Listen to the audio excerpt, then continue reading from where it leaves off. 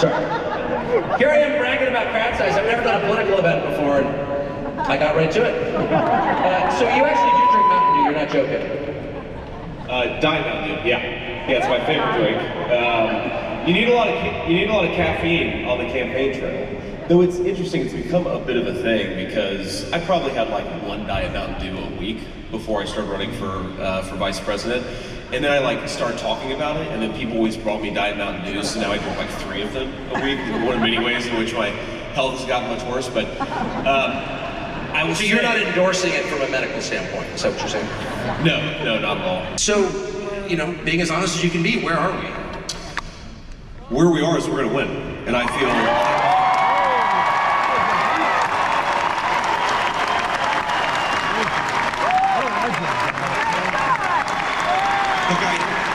I think that rural America and the problems of rural America just show how much their entire worldview is broken. And so it sort of reflects back at them their own failure and their own lack of concern for their fellow citizens, right? So it's like one thing to say, well, we're gonna ship all the jobs to China and we'll get a bunch of, cheap plastic toys in exchange. Or, oh, we're gonna invade Iraq and, yeah, it's gonna be a total disaster and we'll kill a lot of innocent people, but like, we don't really have to think about it after the war is over. Or, yeah, we'll let 20,000 Haitians into this small town, but the employers will be happy because they'll get some cheap labor, and then we won't have to think about it. But when the rural people or the small town people, the working class people start complaining about it, then you have to actually confront whether these things that you have done have actually made people's lives better. And I think that you sort of, confronted with that, right? So you and I have a mutual friend, I won't use his name, where, he was a huge advocate of the war in Iraq. And by the way, I was 18 years old, but I also was an advocate of the war in Iraq. I, in fact, enlisted in the Marine Corps in April of 2003. We invaded in March of 2003. Semper Fi to all the Marines out there. But so, okay, the war turned into a total disaster. A lot of young Americans got killed. A lot of innocent people got killed. And that should cause a thinking person to evaluate, well, what were the processes in my brain that led me to think that this was a good idea, and how can I change so that I don't get it wrong the next time? And I think we have a lot of friends who got it wrong, but they can't have that conversation with themselves because it's too morally challenging. Like they wouldn't be able to look themselves in the mirror if they realized, oh, I did this thing that led to tens of thousands, hundreds of thousands of innocent people losing their lives. And so you could either do that thing, you could either reevaluate and say, maybe I screwed up, maybe I was wrong, maybe I should rethink how I understand the world. Like maybe Donald Trump isn't a threat to democracy, maybe the person who's a threat to democracy is Kamala Harris, who is running for president without a single vote. But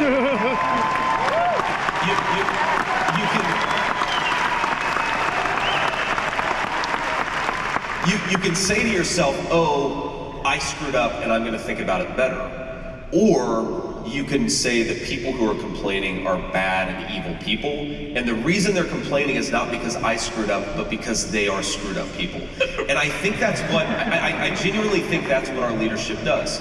And there are people who are legitimately friends of mine who I think legitimately hate the community that I came from, because the community that I came from refuses to say, oh yeah, we're really glad that based on patriotic sentiment, we volunteered at record levels to enlist in the Marine Corps, the Army, the Navy, and the Air Force, and then you sent us off to a really stupid war. Or we really love that you used to be able to go and raise a family on a single middle-class manufacturing income, but now that's really hard to do because of Kamala Harris's inflation crisis, but also because you guys shipped all the jobs to China, right? The people who refuse to say, thank you for making my life miserable, are, they represent an opposition and a rebellion against our failed leadership class. And if our leadership class was healthy, they would say, oh, we must have screwed up. But because they can't do that, they've decided to hate the people of their own country. I'm glad this is on tape, because this is not flattering. I mean, I've been interviewing politicians for over 30 years, and I can't remember ever hearing an analysis that deep and true from any of them. If you go back in time 4 years, there was a poll in the run-up to the 2020 election, maybe the 2016 election actually, that had Donald Trump losing Wisconsin by 17 points, okay? And of course in 2016 he won the state of Wisconsin. And what you realize is the purpose of these polls is very often subversion. Like they're trying to depress you, so they put out a poll in Wisconsin that says Donald Trump is going to lose by 17 points, even though that's an election he eventually went on to win. And I think that there's a lot of that happening right now, though I will say, even with the idea that the polls are fundamentally biased, I mean, you know, we have internal polls that we pay a lot more money for because it's, I mean, this is a very nerdy point, but you have to reach the right people to actually get an accurate poll. And because most Trump supporters, like if you called my family members and said, hey, I'm from such and such research, are you gonna vote for Donald Trump? They would say F you and hang up the phone, right? So because of that, it's very hard to poll actual Donald Trump supporters, but you can if you're willing to actually go out and seek those people and do the right things. And look, the internal polls are great. I think that we have to work our rear ends off over the next 45 days. And you know, there's something really interesting about this election, Tucker, which is that if you sort of take the people who voted in 2020 versus the people who voted for Biden in 2020, the people who voted for Trump in 2020, we're probably about even there. Like I'd sort of give it a 50-50 chance, but there are a lot of marginal voters, meaning people who don't always show up to the polls, and if they show up, they're like 70-30 for Donald Trump. So it's basically, the name of the game is, you can't get depressed and give up on your country. You have to get out there and vote, because if you do, we're gonna win. So get out there and vote, and we'll win.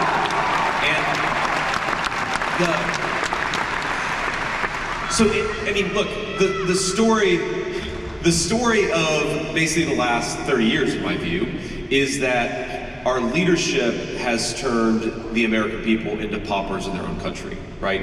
You're not gonna own anything. God, you know, no way you're gonna own a house because the leadership has made it way too expensive to buy a house, and plus interest rates are too high. You're not gonna have real public safety in your communities because we're gonna import 25 million people. We're gonna overstress the legal system. We're gonna overstress the police system. You're not actually going to have a decent job because we're going to ship way too many middle-class jobs off to China, off to Mexico. And so the American people, I think, they're fed up with it. They're saying, we don't give a shit what you think about us. We're going to vote for our own interests, and we're going to vote to save our country. But the thing that is really meaningful, and you know, if I worry about anything, it's that we're going to get lazy and we're going to rest on our laurels, and we're not going to get out there and actually pound the pavement and vote. There are way too many people who know that the country is broken, who know that Kamala Harris would make a terrible president, but they have to actually get out there and do the thing that all of us have to do, which is vote. It's very simple. So there's been this thing happening for the last 8 years actually, but it seems to have come to a head in the last several months, where the realignment is now very obvious between the parties. And yes, you do see a bunch of pretty high-profile Democrats coming to your campaign, to endorse your campaign, and you see, honestly, some high-profile Republicans go over to Kamala Harris. Correct. So just to put it in one sentence, you got Bobby Kennedy, and they got Dick Cheney and his horrible daughter. I know the train, by the way. I'll take that train every day. And twice on Sunday. And I didn't mean to, I can't remember her name, so I'm gonna go with horrible daughter, but I think it's fair. How would you describe that realignment? Like, what is that? They can have them. Well, I think there are a couple things going on. So first of all, if you spend any time in professional Washington, which I've spent a couple years there, you realize that one of the things that gives a lot of people meaning is like playing a chess game with the lives of other people's children, right? And of course, if you think like that, you're kind of a sicko and you shouldn't be anywhere near power, but Washington is full of people who really like to go out and play strategic games with the lives of other people's children. And there's probably nobody who better represents that, of course, than Liz and Dick Cheney, who their entire politics for the past 30 years has been using American power to inflame tensions in the world, to draw the United States deeper and deeper into foreign conflicts, which either shouldn't exist at all, or certainly the United States shouldn't have any business in. And I think that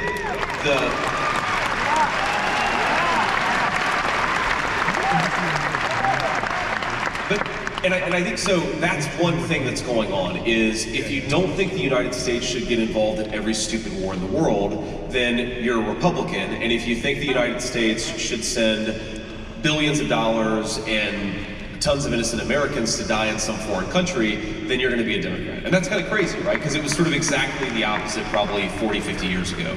But then there are two other big issues. The three things that really matter. One is foreign policy. Our side, I think, is rational and restrained. We don't want to fight every ridiculous war. We're like worried about getting involved in World War III because we should be, because we have nuclear weapons now, and you have to be cautious about that stuff. The second big issue is, in my view, over immigration, right? If you sort of look at the Liz Cheney, Dick Cheney view, their basic argument is, let's flood the United States with millions upon millions of foreign laborers because that's good for business. And there are those of us who are saying, well, is it actually good for social cohesion? Is it good for workers? Hell no, so we're not going to accept that. The third thing,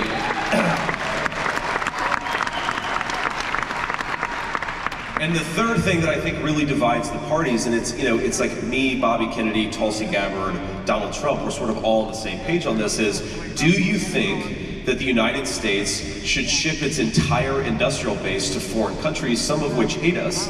And if you think that's insane, like I do, then you're gonna vote for Donald Trump. And if you think it's a great idea to ship our industrial base overseas, you're welcome in the party of Kamala Harris and Dick Cheney. And that's basically it. And those three issues, Tucker, have divided people, I think have divided the entire country, but actually only the leadership class. Because I actually think that like 70% of Americans agree with our viewpoint on these issues. I just think that the leadership of this country has gotten so deranged that they convince themselves that there's a great American majority for fighting a ton of wars, importing a ton of illegal aliens, and shipping all the jobs overseas, and I just don't think there is. I would say it's higher than 70% consensus, and you know that because the advocates of the positions you just described will never admit that they're advocating for them. No one will ever say, yeah, we just brought in tens of billions of illegal aliens. They lie about the fact they did it, so clearly there's no constituency for that. No, that's exactly right, and this has been a big issue with some of the microscope that's been put on communities that have accepted a large number of Haitian migrants in the past couple of years. So in Springfield, Ohio, about 20,000. There's a community in Pennsylvania that I think has accepted about 2,500 in a town of about 4,000 people. So there are people who say that this is fundamentally necessary because unless you import all of these people, that there aren't going to be any jobs. And I actually think that sort of gets it exactly upside down. The reason why people left these communities is because our leadership shipped all of their jobs to Mexico and China and other countries. So if you want to fix the problem, bring economic prosperity back to our country. Don't bring 2,500 or 25,000 foreign laborers into small town America. Amen. But it also raises I think an even deeper philosophical question, which is, who are you serving? Who's your loyalty to? I don't care how screwed up and fentanyl-ridden and post-industrial your little town is. The people who live there are American citizens, and they own the government. And so the people in charge have to care about them. But they don't at all. They care about their donors who think that their businesses will benefit from importing an entirely new class of workers. But aren't our leaders required to care about the current occupants of those towns?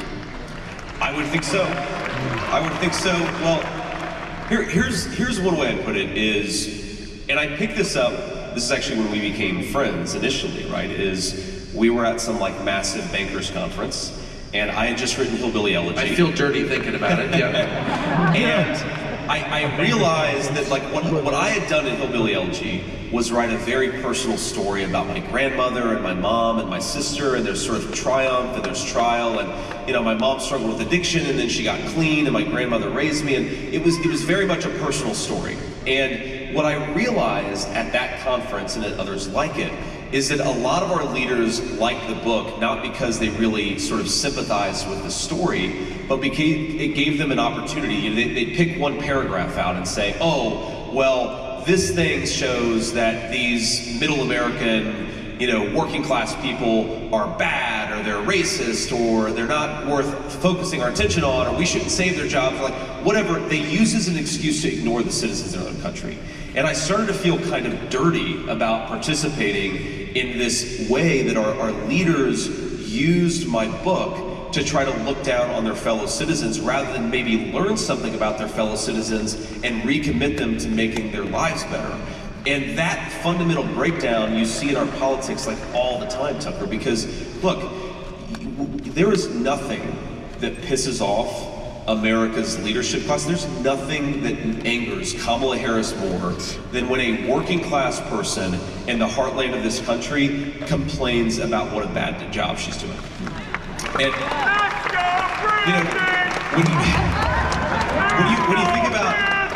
when you think about this charge that our leaders constantly make, they'll say, well, you don't want 20,000 low-wage migrants showing up in your town. You don't want to be evicted from your home to make way for 4 Haitian families who, by the way, are violating zoning laws to live in this house. You're a racist. That's what they'll say. Now think about this. What they're really doing is saying you are not allowed to speak up about our leadership screwing up. And when you realize this is the game that they play, I mean, look, you and I agree with this. I think we should genuinely endeavor to look at every human being as a child of God, whether they're black, white, brown, or anything else. I think that is an absolutely good principle. But I think that when our leaders call working class citizens who have almost no power in America in 2024, when they call them racist, it's not because they're trying to call them to some higher meaning. They're not trying to convince them to be more compassionate to their fellow man. They're trying to silence them and shut them up. And when you realize that our leadership is willing to take the compassion, like what's best in us, that we love our fellow man and we love our fellow Americans, and use it as a weapon to silence people, you realize that Kamala Harris and everybody like her, it is a disgusting game that they play, and we have to reject it.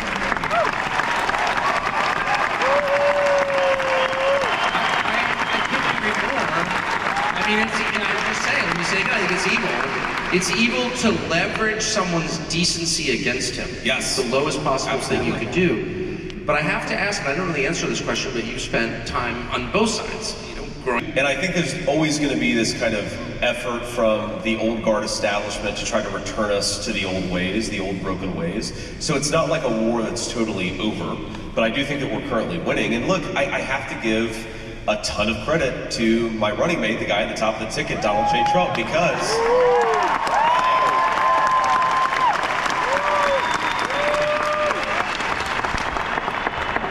you know this, and probably a lot of you in the audience know this, like I was a Trump critic back in 2016.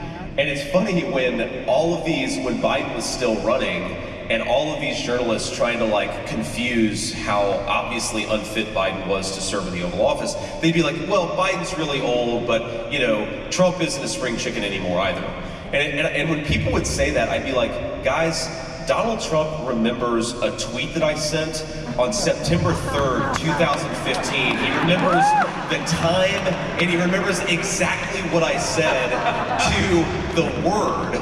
Like, this guy's memory is as sharp as a tack. In fact, I wish that it wasn't, because my life would be a lot easier, but these are not two 70-year-old people who are running for president who are in the same mental condition. One clearly has the energy to do the job, and one clearly doesn't. And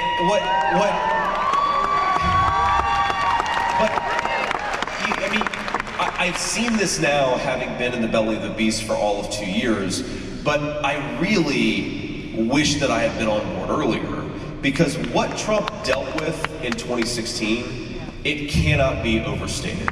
And I'm talking about like friends of yours, people he had been friends with for 30 years, calling him and attacking him or going on national television and lying about him. When you challenge this ossified, broken ruling class in this country, there is hell to pay for it. And I've got just a little bit of the taste of it. I think Donald Trump has gotten 100 times worse than I have. And obviously, he almost got literally killed just 7 weeks ago and then again like 3 days ago. But Trump, if he hadn't won the primary, and if he hadn't won the general election, the Republican Party would be broken. He fixed it and actually created an opportunity for us to build something that's durable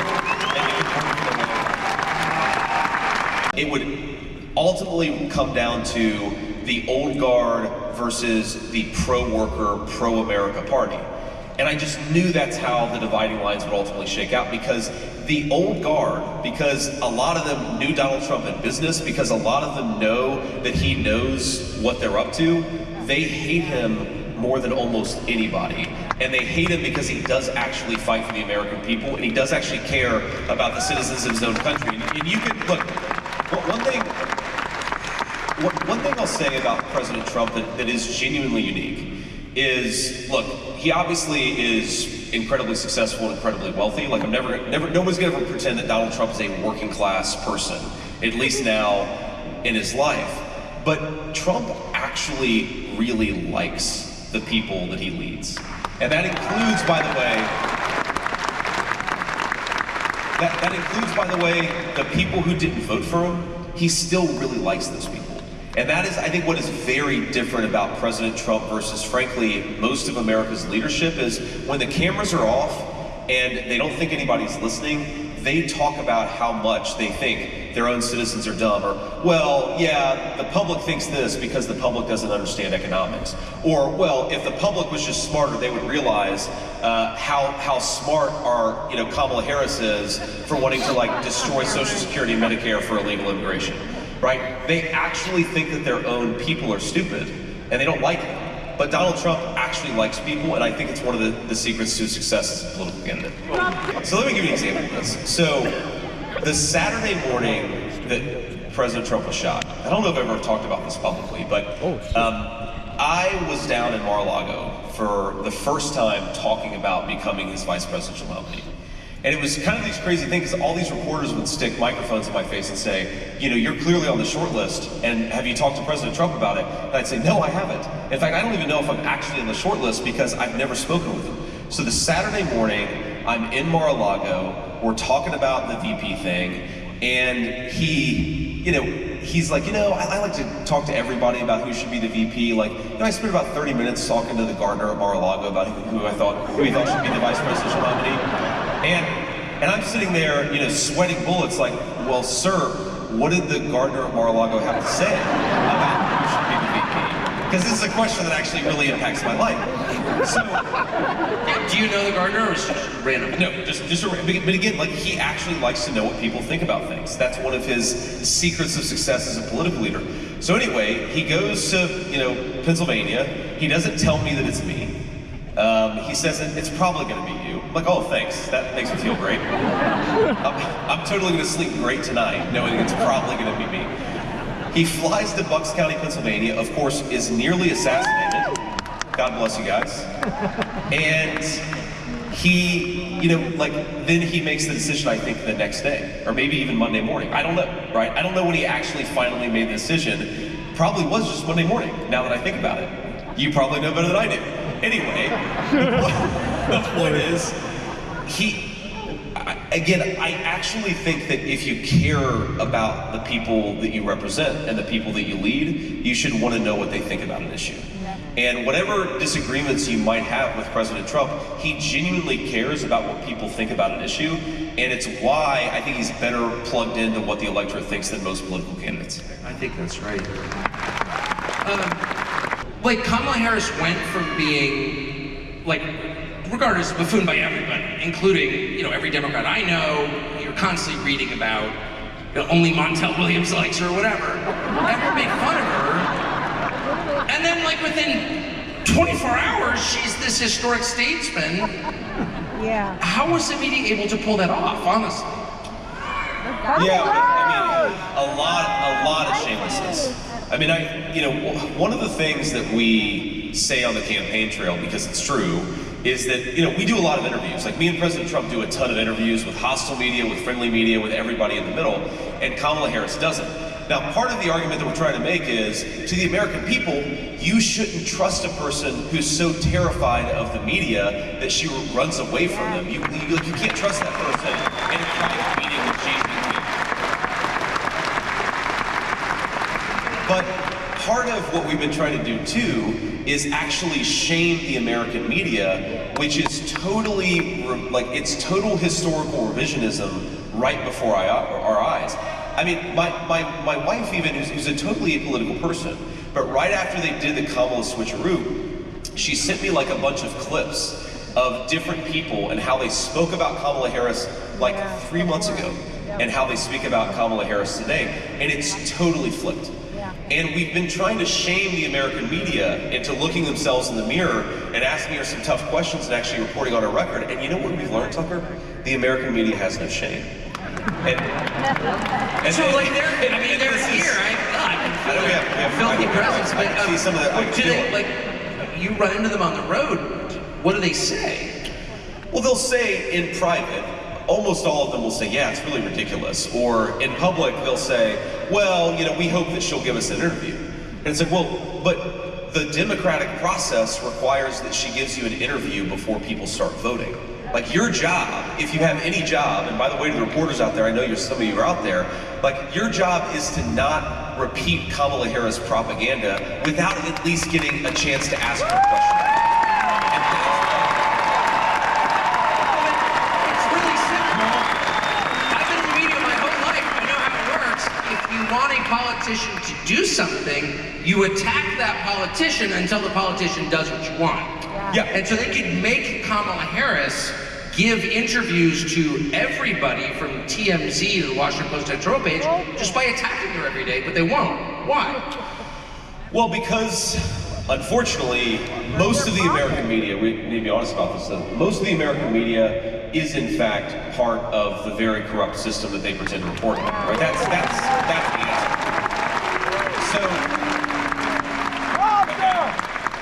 So if you're, I mean, first of all, the news media business has been totally decimated by big tech, by the way.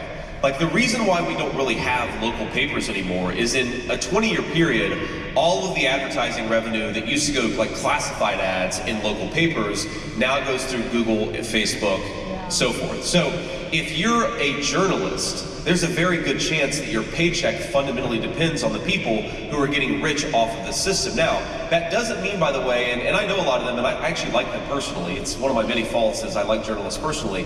But the thing that they will say is they really believe the things that they're reporting. They really believe that what they're saying and what they're doing is the truth. And they're right about that, by the way. I don't think that most of them are liars. I think most of them are just deluded. No offense, guys. But if they weren't deluded, and if there was somebody who was actually really asking, well, why are we spending so much time attacking Donald Trump because he dared to bring up the Haitian migrant problem in Springfield, and instead, why are we spending so much time attacking him instead of, I don't know, investigating any of the numerous issues that Kamala Harris has flip-flopped on in just the last 3 years? If there was a reporter who wanted to do that, they would not last long in those media organizations. So there's a basic selection bias. If you're a person who can honestly look at American society and say, oh, wait a second, American life expectancy is declining, right? The only industrialized country in the world where that's true. We continue to be more and more reliant on some of our biggest international adversaries to make the things that we need. Oh, and we're sleepwalking into a multi-continent, in other words, a world war, with a president who clearly doesn't even know who the hell or where the hell he is. Like, maybe the honest thing would be to really aggressively interrogate how we got here. But no. What the journalists have instead decided to do is they're gonna focus on like a sex scandal from 2 days ago from like that involves some random journalist who I don't even know and I've never even met, right? There's like this weird sex scandal story going on right now. The media is obsessed with. I don't think there was any actual sex in the sex scandal. That's how I think that's right. But the media is more focused on that than they are on the fact that we are sleepwalking into World War III with Joe Biden as the President of the United States. And the reason why we have Joe Biden is because Kamala Harris lied about his mental fitness for office. Like, if you actually care about the truth, ask those questions and leave this salacious bullshit to the tabloids. But they can't do that. And if they did, Tucker, again, if they did, a lot of them would lose their jobs. And so it selects for people who are very trusting of the system and not for people who actually want to ask questions of that system.